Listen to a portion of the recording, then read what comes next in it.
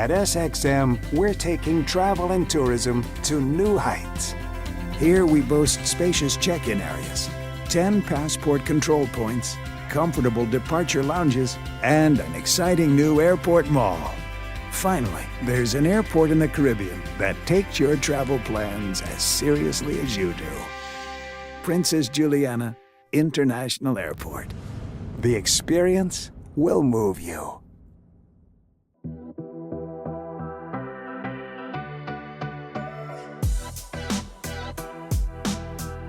Hello my people, it is GCY of Sit, Sip and Chat, letting you guys know that the Poets Lounge is back.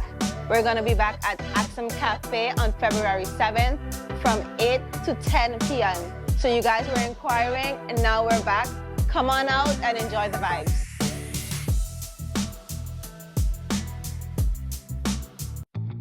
Every year, Telem connects multiple schools across the island of St. Martin. Telem helps almost 25 schools stay connected to the internet, and they do it all for free. Approximately 5,000 students and educational staff in our community has access to the internet every day at school. By connecting them worry-free every day, year after year, we help reduce costs to education for institutions so that educators can concentrate on what they do best: educate and prepare the next generation. We understand that technology adds value to education in a big way, and this year we want to do even more. We want to connect students in other ways by giving them tools to help them succeed and stay connected.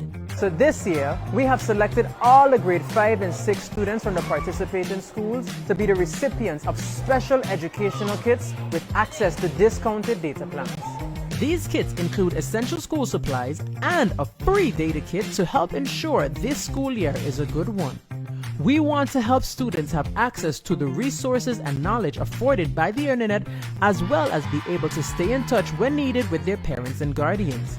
These data kits will have access to exclusive discounted data plans with reduced rates. These reduced rates will be exclusive to the students and staff of these schools.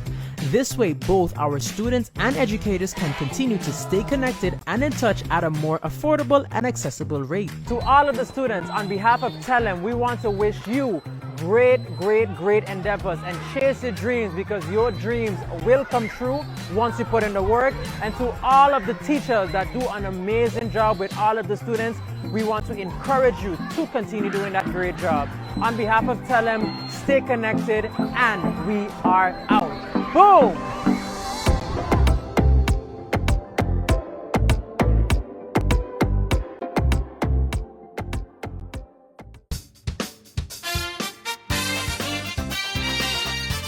Welcome to the Late Night Show. Hope everything is okay. Welcome to the Late Night Show. Hope everything is okay. Hope everything is all right. I'm your host, Andrew Dick.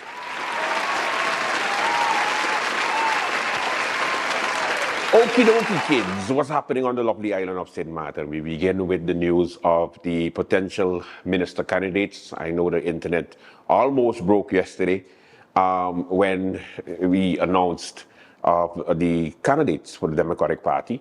Now, Mr. Kotai was a candidate on the Democratic Party, because the first thing, one of the reactions we received was, who is that?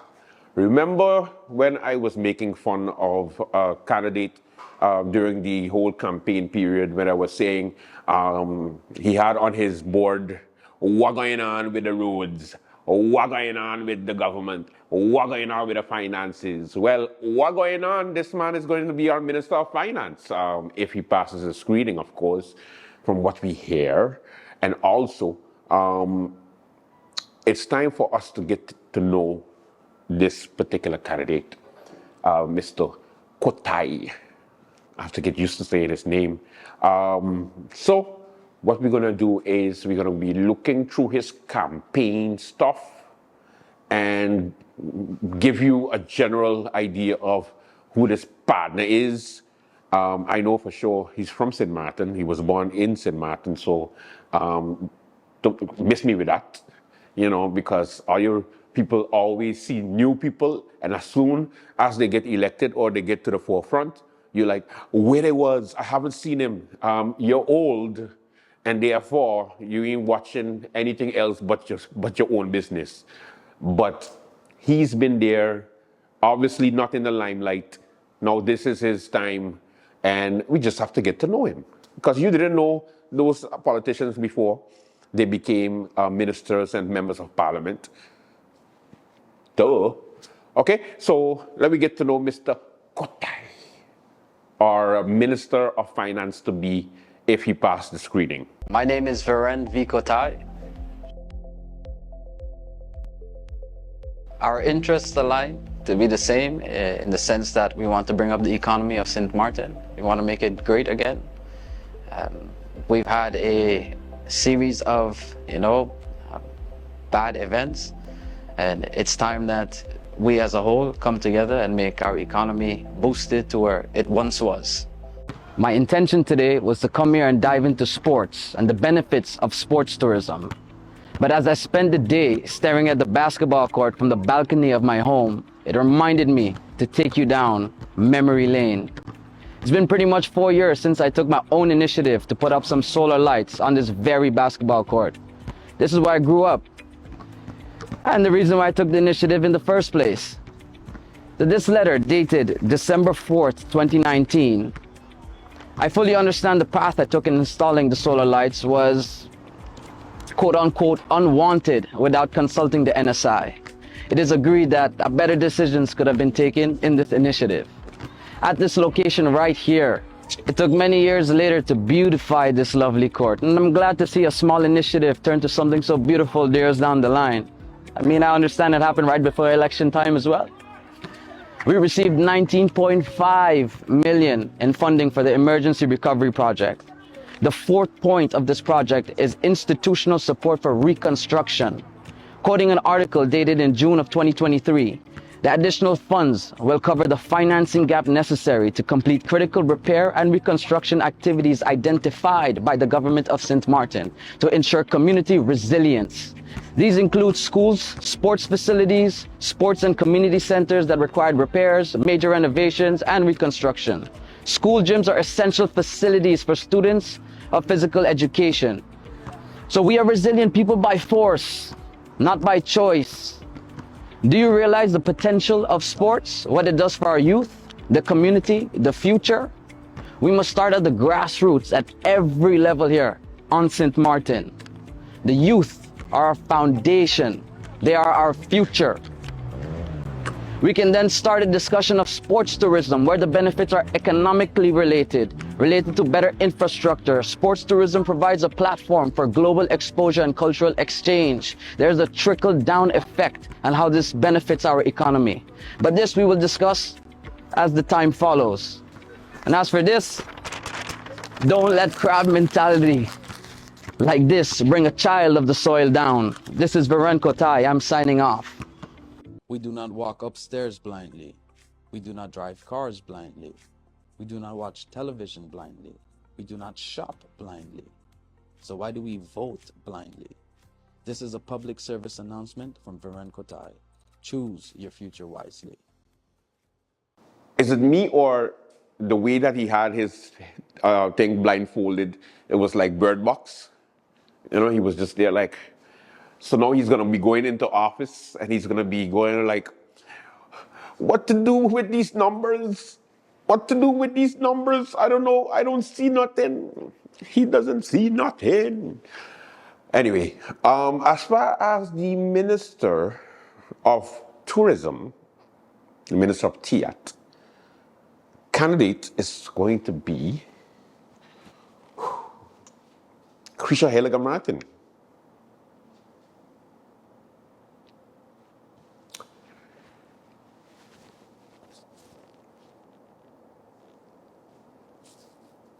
And don't forget I tried to do her poses on the flyers and the posters what she had, and jacket out, and so I don't know. Instead of politician, she should have been a model.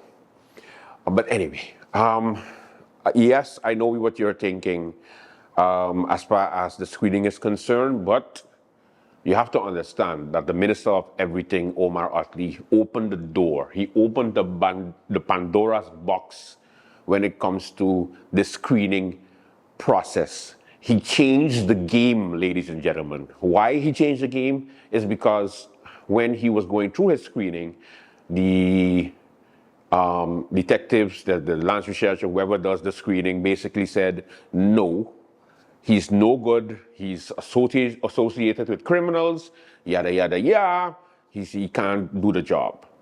He then contests his results, and then he was then allowed to become a minister.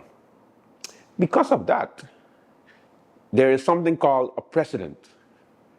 So he set the precedent, meaning to say that if you let me in, if I fight you, that means you have to let everybody in. So, Ms. Creature Heilige Martin going to say the same thing. My husband admitted to whatever. He signed an agreement with the prosecutor office. Now he is in point blanche. I'm not a criminal.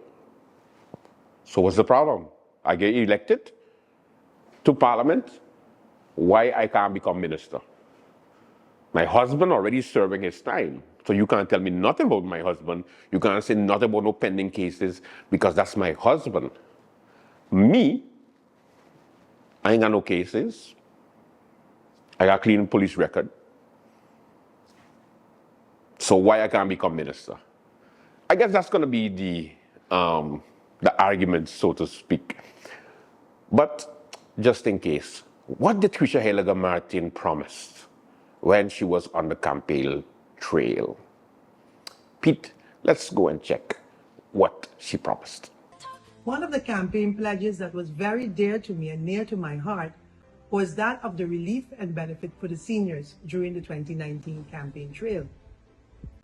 Seniors work all their life, protecting and also sacrificing so much for their families and their homes.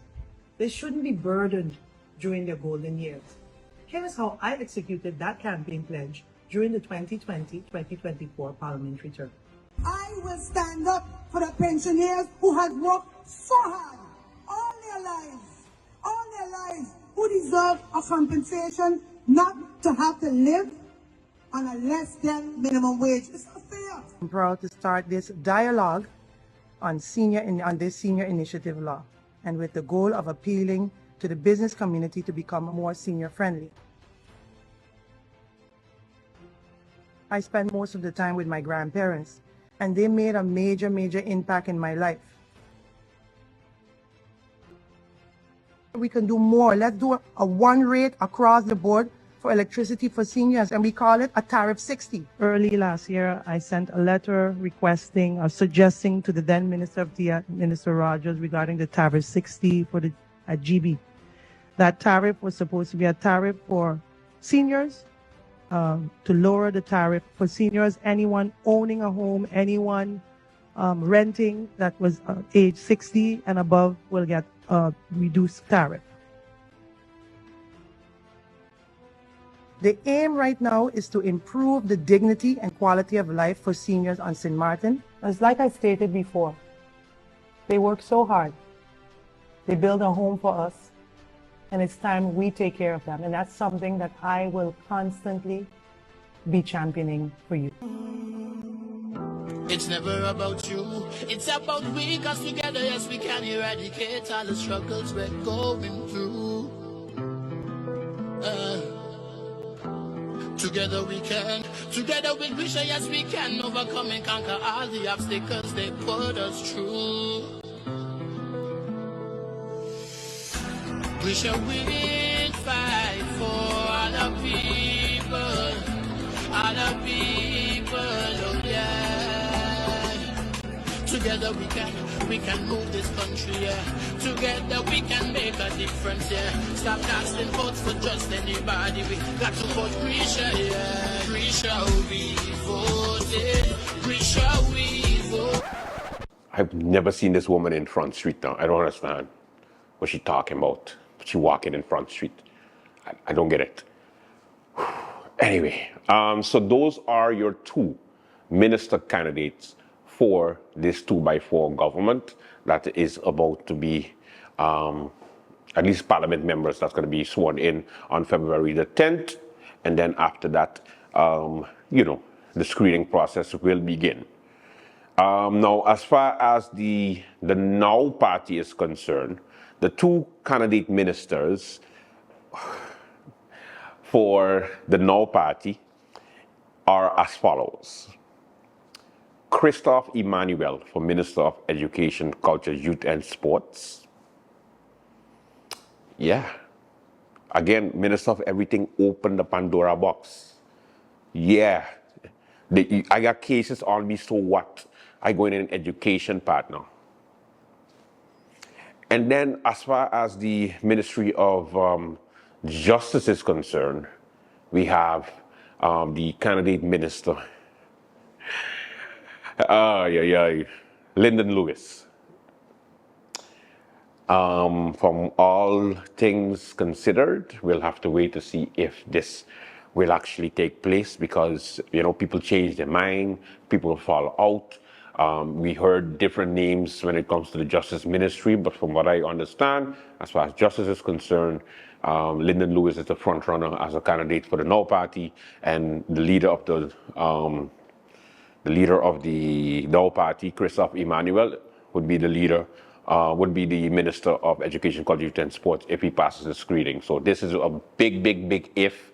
Both pass the screening, but those are the two front runners from what I understand. Who is up next in Parliament after? Who you think? I can't hear you, kids. The front runner, the person who's supposed to be replacing Christophe Emmanuel in Parliament would be then Claudius Bonkamper.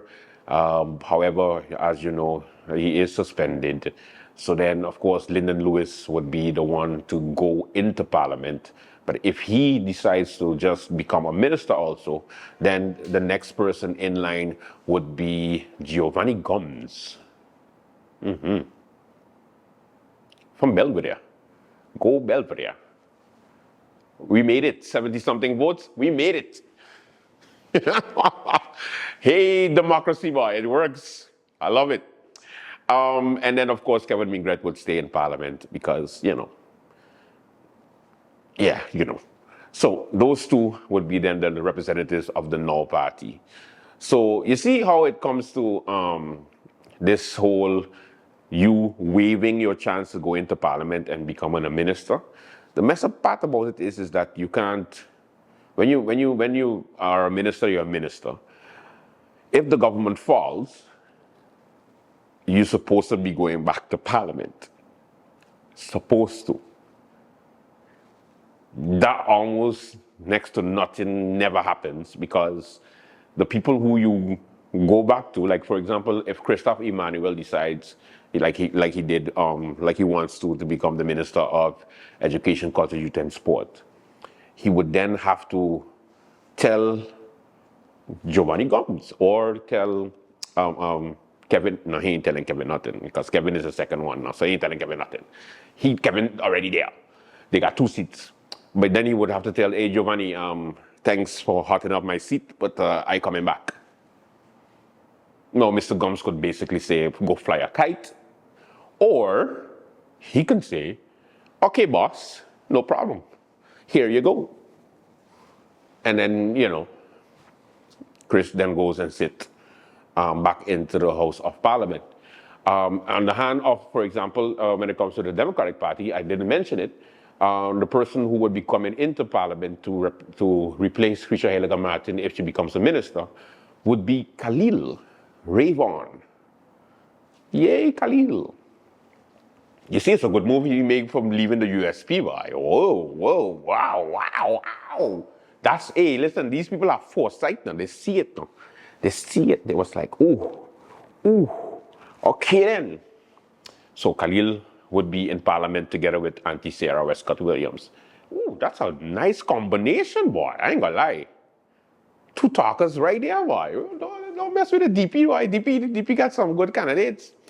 All right, and then as far as No, that's the only ministers I'm going to mention for now because things change on a daily. Ladies and gentlemen, you have to understand.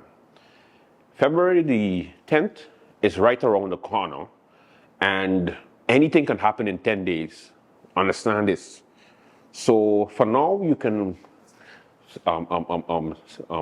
guess, you can call any name, you can say that this is going to happen, but behind closed doors, they're doing something completely left, completely opposite. And you have 4 different parties, you have a bunch of candidates that don't trust the leaders. So obviously you're going to have a bunch of birdies, flying all over, and they just throwing up a bunch of messages to see what the other is doing and who is coming in and who wants to come in. Because you have to understand, if one person is in parliament and they move up to be a minister, somebody who did not get elected, and it ends up going into parliament, $10,000 salary, hello, election done, I got to secure my next 4 years, what? So I will do anything possible and tell you, listen, brother or sister, become a minister because the country needs you. They really need you. Don't stay in the parliament. Parliament boring. Don't worry. I gonna be in parliament and I got you. I got you. You can trust me. Like you could trust me. I got your back. On God, I got your back. And then as soon as you become minister, and the parliamentarian calls the minister, and the moment the minister don't answer their phone, we lost confidence. Let me send him home. Let me send her home. We lost confidence. You don't answer nobody's phone. You don't listen to the coalition. You don't watch Krisha, you're going home.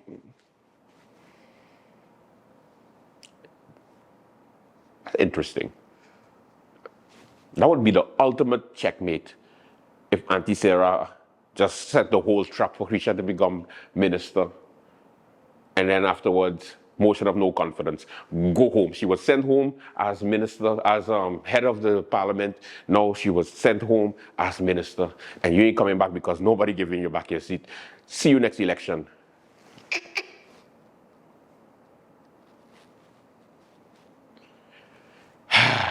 Listen, politics is nasty. Politics is crazy. But never rule out anything because things happen all the time. All right. Now, another thing that we have to talk about is about the astronomical food prices and prices, cost of living basically on St. Martin. Now, I've noticed, and don't think we didn't notice, but I noticed that prices has gone up, like gone crazy, besides the gas. But I'm talking about some serious prices, restaurants, groceries, all those type of things. Now, you know what they say, that the United States is a big market for St. Martin, right? So they always say if somebody in the United States sneezes, we the one who catches the cold, right? Because we're that connected. Now, you could imagine that in this day and age, 2024, the year just started, we're going into February, and the whole cost of living on St. Martin is almost double than last year. It just basically doubled. So something you would get for $7, you get for $14 right now. Something you get for $10 is $20. And we just let it pass because we were like, shit, that much? I'm just like, anyway, okay. And you just pay it, right? Because you don't want to argue, you don't want to put your pressure up for money. But notice that there's a trickle effect that's happening. So I saw, for example, in the United States, this TikTok that was pretty interesting. And when I saw it, I was like, what? And this is the price of a ticket for the Super Bowl.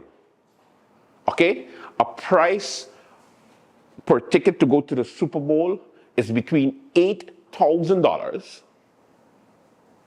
and $2 million. Let me say that again for those in the back.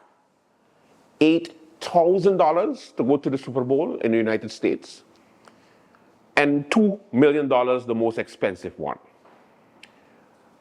Pete, I want you to run this clip for me when it comes to the prices of the Super Bowl, because this is ridiculous.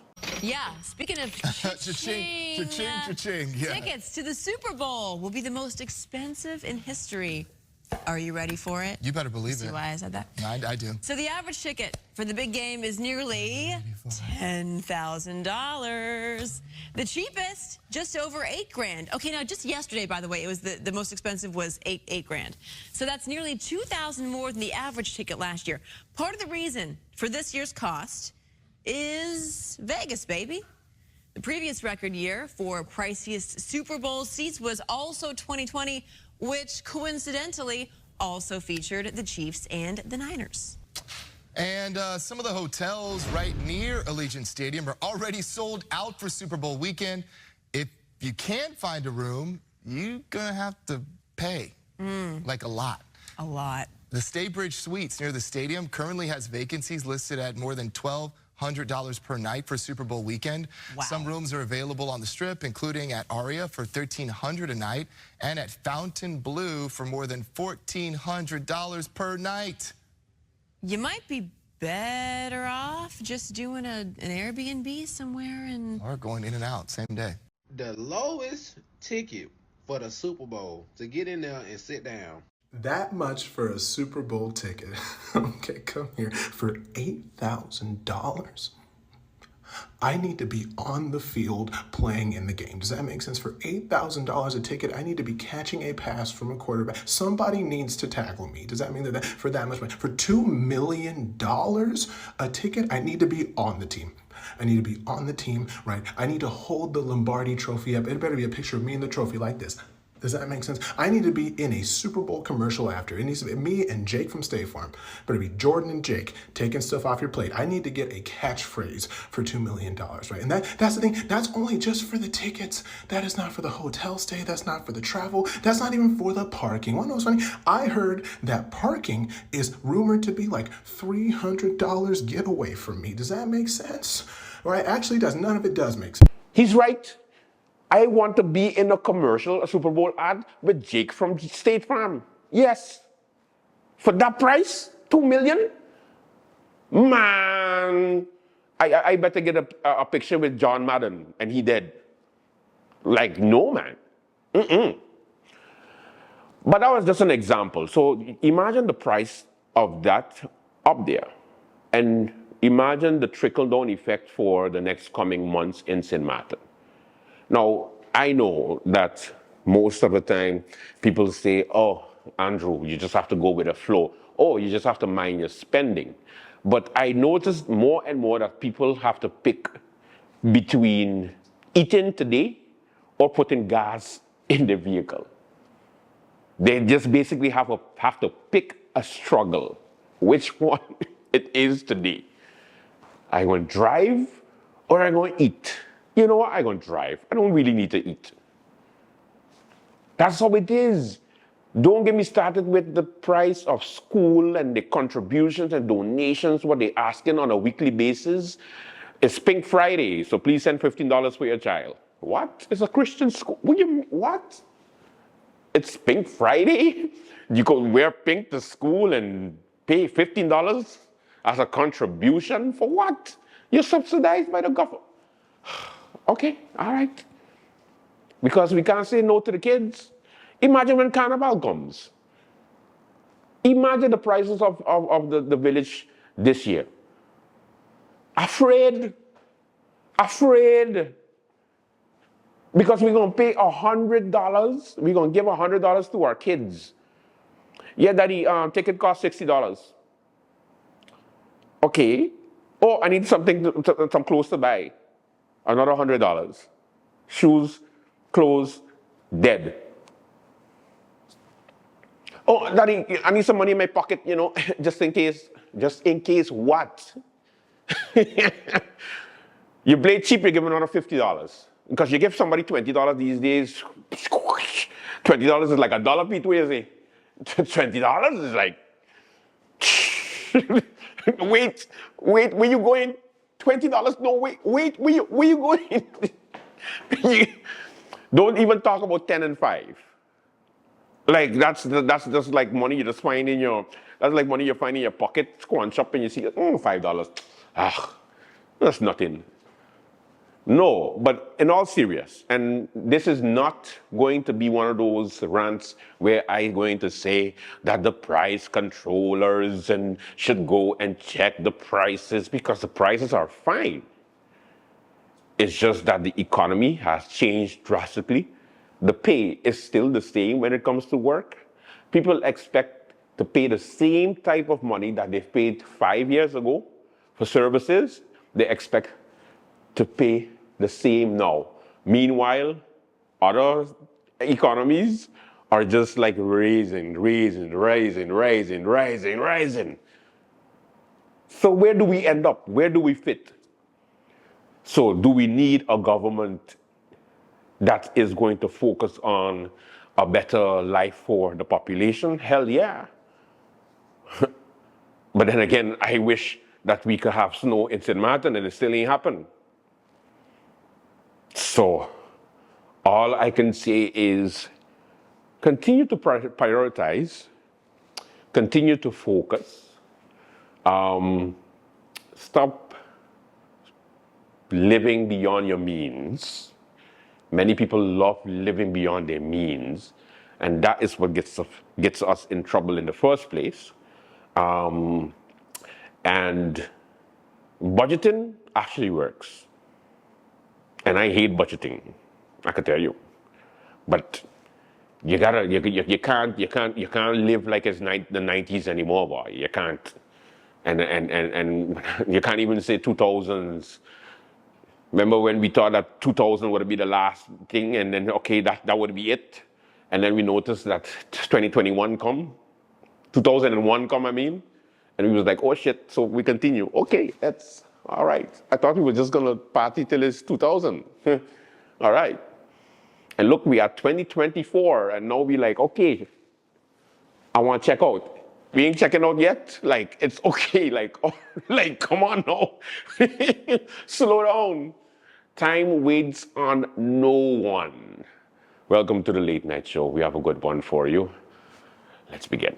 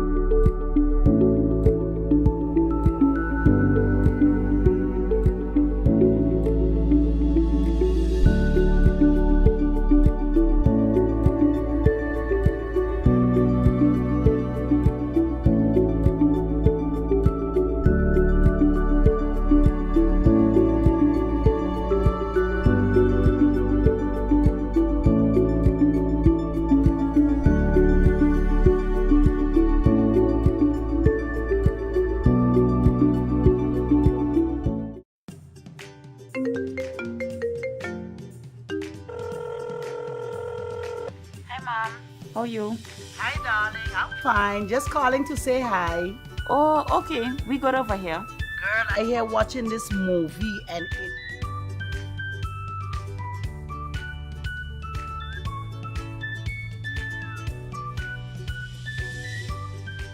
But Mom, you finished all your minutes yet? No, girl. Talem has new postpaid plans and automatically upgraded my postpaid package. Is that so? Guess what? I am getting more minutes and almost double the amount of data for the same price. I guess I'm making a switch now. Let me call you back, Mom. Hey Tash, you have Telem new postpaid plans?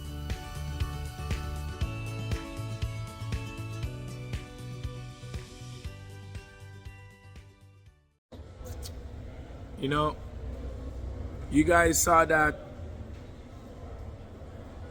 text message between me and a person. One of the things that I despise, man, I hate a lot is bribery and corruption, man. That shit just to boil me over. But look, you all didn't hear from me all day today. All day today, you didn't hear me say one word.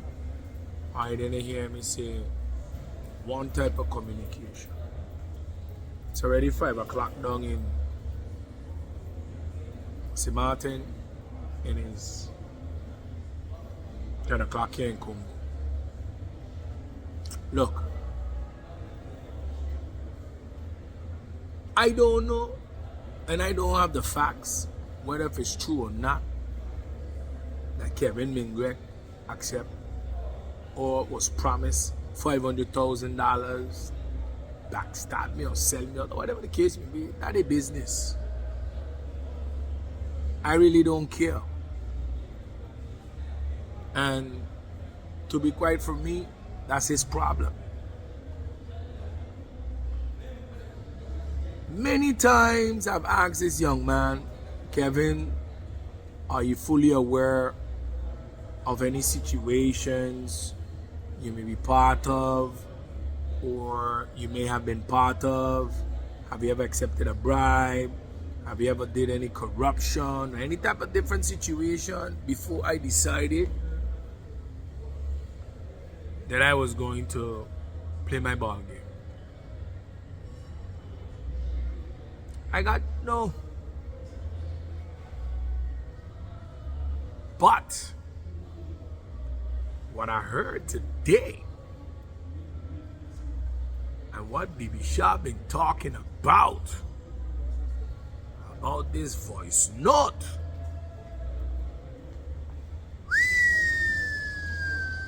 Kevin,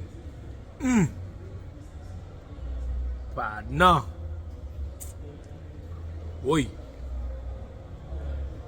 But then again, we all know this is the type of behaviors of Brenda Brooks.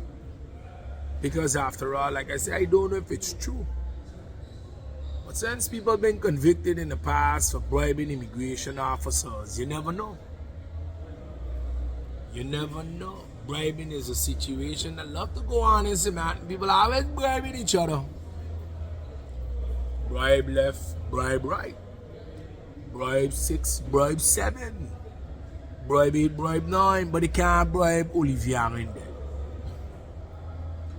What is it you think is the reason why they never wanted me at the table? Because this type of bribing, this type of deal swinging, this type of deal cutting, this type of deal this would stop.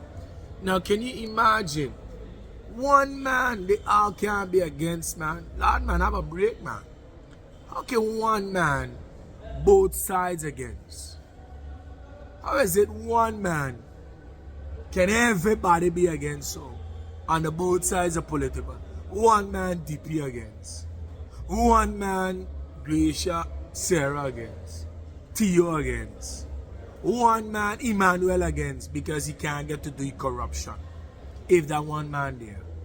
One man Kevin backstab. One man PFP against. One man URSM against. Why all of them against me so? Is it that I refuse to be part of what are you doing? Well, I'd rather wait my turn to fix all the garbage that you guys are doing. Kevin, if anybody get his video, I send it to him. Because to be quite frank with you, brother, you will remember the day when I told you to become an independent member of parliament. You're going to remember that day. Right now, it's collection for me on that aspect. You're going to remember the day Olivier Emmanuel Arendelle told you become an independent member of parliament. But no, instead, you want to accept a promissory note that you are going to get $500,000. Which one of them got that type of money? Gracia? Brenda? Who got that type of money? The people around them? The off island? The on island? I know, hermano. What a disappointment it is. The reality is, St. Martin, those guys never won the election. You guys actually voted for me. And I thank you. Because you trust my word. Because I've demonstrated my capacity to be truthful to you. Like you guys know, I'm an aviation man. Corruption kills a nation from the root. We have to kill corruption from that root that is being dealt with. Remember, I am extremely, extremely disappointed in what I have heard in that voice note. Kevin, if you know what is best for you, fasten your seatbelt. Because apart from Olivier Arendelle, what I heard they got, hey, Papa, I don't want to be you. But obviously, your strategist is not around because you don't want him to be. It's time to pay up. Until the next video, talk to you later. All right. Christophe Emmanuel was on SOS Radio on Tuesday evening. He gave some insight on, the political developments. Of course, he continued to bitch about, National Alliance and the UP and how this no good and how his government, as part of the 2x4 government, is going to be the best one in St. Martin history and they're going to fix all our problems until he wakes up on February the 11th. Anyway, this was some of the highlights of his interview. And I mean, again, you know what I see, Sujan, how I see it? I think this government that I am a part of have a task. And I'll tell you why we have such a task. The previous government has done such a damage to people. To individuals, to the community. They have what we are going into now is building back the morals of people, because teachers are damaged, nurses are damaged, civil servants are damaged, justice workers, they are damaged because that government have hurt people. You have taken away monies from them. You have cut into their income. You have fired individuals. You have told so much lies. You have hurt people. So I am saying that coming into this new parliamentary year and this new executive branch and this new government, you have to focus now on repairing your people. Our people need to be repaired. Repairing people. How are you going to? And I think what's her name? Sana Pantaflet. She said it well the last time. The outreach to teachers. The outreach to teachers, because and teachers didn't vote for now.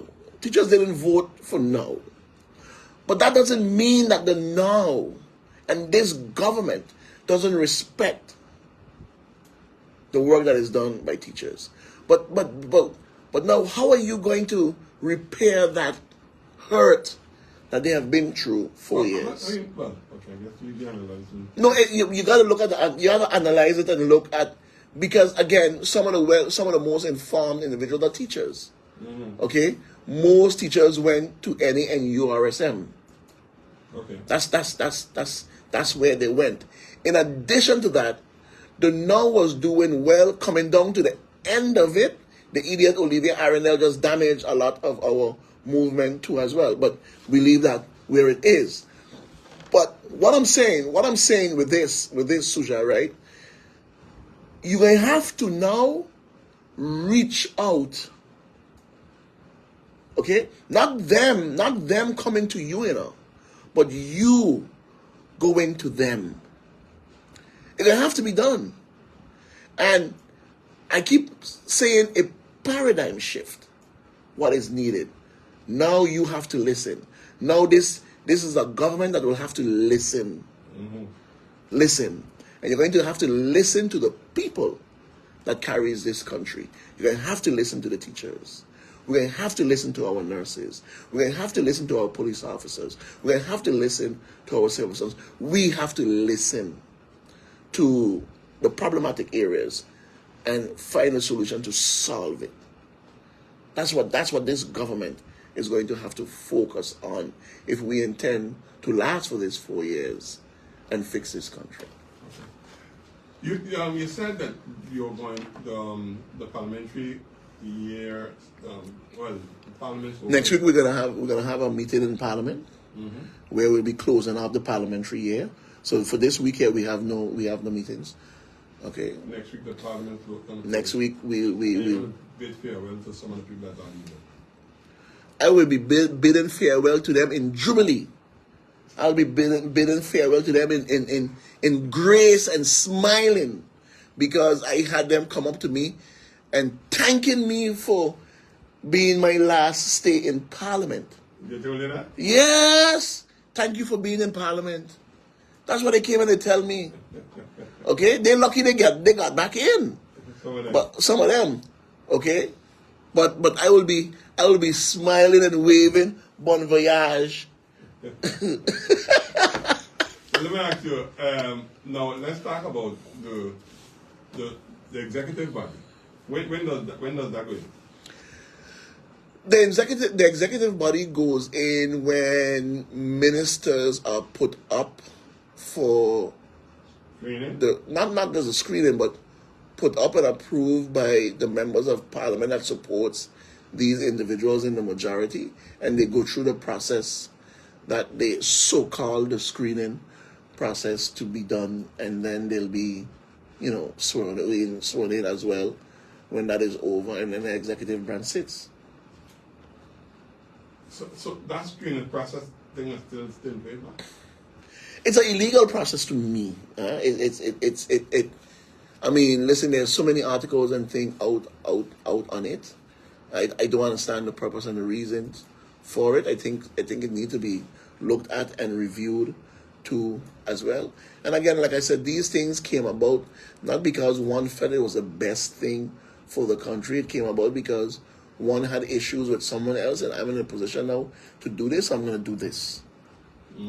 Just like the Integrity Chamber and just like many other things that was done. And here we have them today living with it, and that is a burden to us. So we're gonna have to deal. We're gonna have to deal with that when the time comes. Yeah, definitely. So, what do you think is the fastest time you think you're going to see government? Well, like I said, Parliament is going to be in. Parliament is going to be in, and the new Parliament is going to be sworn in at the governor's cabinet, at the governor's building on the 10th of February. The 10th of February. Okay. In addition to that, also, candidates right now are being looked at. Individuals are being looked at to be put up as ministers, and are also being asked to get their documents and everything in order and stuff like that to get the process moving. And when they are sworn in, then and you don't have to have a full cabinet one time, because you can have one minister that can be holding two ministries until that ministry is filled as well. And I think we would want to get that process done speedily so we can get them out quickly. And you can start to work. And we can start to work, yeah. Well, that's what it's supposed to be. It's supposed to be starting to work right away. And if you're prepared, then you shouldn't be discussing whether ministers are going to be one minister or two ministries for the water. But that's I mean, look, listen, it's how the chips fall, and is the process that we have to go through. And should that process be reviewed? Yes, I think that process should be reviewed, because I think you take away from the governing of the people too long. And for me is anti-democratic, because you can't let's take for example, and I'm just hypothetically speaking, I'm not saying that is the case and that's what it is, but you have someone with 800-900 votes. The people them overwhelmingly vote for this individual. This individual pull them seat for themselves, and then here you have 4-6 people decide, oh no, with the governor and the prime minister make a decision and say, oh no, you can't be a minister. I think that's undemocratic. Because no other body or institution should throughout the process of individuals voting for you. That to me is undemocratic. Because I agree. Yeah, it's undemocratic. Okay, people voted for this individual. But that's why I tell you, that's why I'm against the informateur thing that they put in place. No, because what I think they don't have no power to do. It's not binding, but. No, but they were approved. They were appointed by the governor to do a task. So you can't look at the individuals or the informators and say that they are the issue. No, it's not the individual we're talking about. Right. I never go at the individual. It's an institution. But and those are the things that I'm talking about. So listen, there's a lot of things, There's a lot of things that you need that needs to be looked at, that needs to be reviewed. We can't speak at one end and say we want a fair democratic election. And we had observers in this country. I think we're probably waiting on a report to see what the observers and them had to say. But if you're saying that the election was fair, and you are saying that democratically it was done the right way, then that should carry right through. Yeah. That should be what it is right through. It shouldn't be that when it reached to now this stage, you got individuals say, oh no, you can't be. Yeah. That, what I'm saying, is undemocratic. I agree. Let me ask you, and did you lose vote or did you gain? I lost one vote. You lost that? Yeah. I mean, you know what's so funny about it? I was walking up and dancing, saying to myself, these people really thought that they would have get anything changed in the recount? Really? I mean, come on. Yeah, but okay. I don't have a problem with recount. I don't have a problem with it either. But I didn't thought they were going to make a big difference. They lost more. I didn't thought at no time that the recount was going to make a world of a difference where the parties is going to switch seats or somebody going to. I mean, come on, let's face it. Even though I think that the counting take a long time, I don't think that it's going to be off by no big margin. Not by no big. Listen, something would have terribly been wrong if you see like 30 and 40 votes are overturned. Then that is questionable. That is definitely questionable. I got to give them credit doing Christopher. Because a lot of working on. It is. They had I think 3 days or 4 days counting each and every ballot. The recount I can understand, because recount take a lot of time because they want to make sure that everything goes. Okay. You said you as an individual lost one. I lost one vote. And I know exactly where that vote came from, because I questioned it to myself in MPC. And like I say, there are so much things that need to be changed. So the person color in my box. Hold on. Yeah, go ahead. Carla, good evening, your life.